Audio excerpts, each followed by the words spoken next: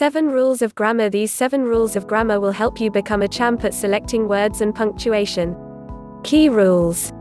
1. Use active voice. Every human language starts an active sentence with the subject, or the doer.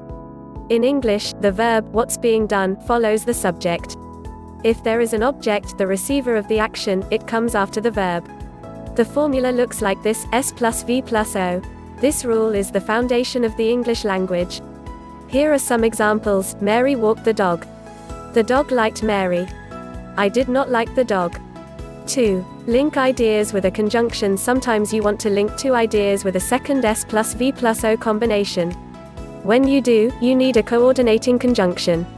The new formula looks like this: S plus V plus O, coordinating conjunction plus S plus V plus O. Coordinating conjunctions are easy to remember with an acronymic mnemonic device: fanboys for and Norbert or yet so. 3. Use a comma to connect two ideas as one. Fanboys are used when connecting two ideas as one in a single sentence, but don't forget the comma. For example, I do not walk Mary's dog, nor do I wash him. Mary fed her dog, and I drank tea. Mary feeds and walks her dog every day, but the dog is still hyperactive. 4. Use a serial comma in a list. The serial, or Oxford, comma is a controversial rule of grammar. Some want to eliminate it altogether while others just don't know how to use it. The serial comma is the last comma in a list, usually appearing before and.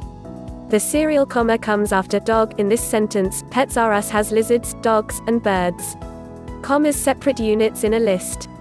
In the above case, each unit only has one part, so it's easy. Where people get confused is when the units are bigger, but the rule still applies. Pets R Us has lizards and frogs, dogs and cats, and parakeets and macaws. Notice that the serial comma comes before and, but not the last and, in the sentence. The and that follows the comma is only there because it sounds better.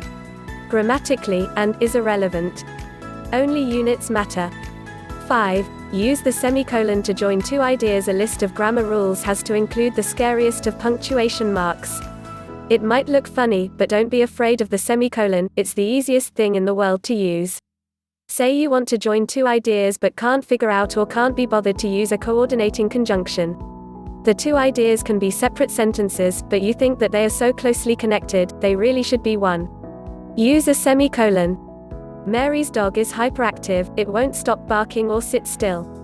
My heart is like a cup of Lapsang Souchong tea, it's bitter and smoky. Mary has to walk her dog every day, it is the most hyperactive dog anyone has ever seen. 6. Use the simple present tense for habitual actions. The simple present is the tense you use for any habitual action. The things you always do or do every Tuesday are described with the simple present, which just means you pick the first form of any verb. Mary likes dogs. I don't walk Mary's dog. Mary and I drink tea every Tuesday together. 7. Use the present progressive tense for current action. The present progressive tense is for anything that is happening right now. All of the progressive tenses are easy to spot because their verbs always end with ing and get a helping verb. A helping verb is just so we know who and when we're talking about. In the present progressive, the helping verbs are the present tense conjugations of to be. I am drinking Lapsang Souchong tea. The barking dogs outside are driving me crazy. Mary is playing with her hyperactive dog.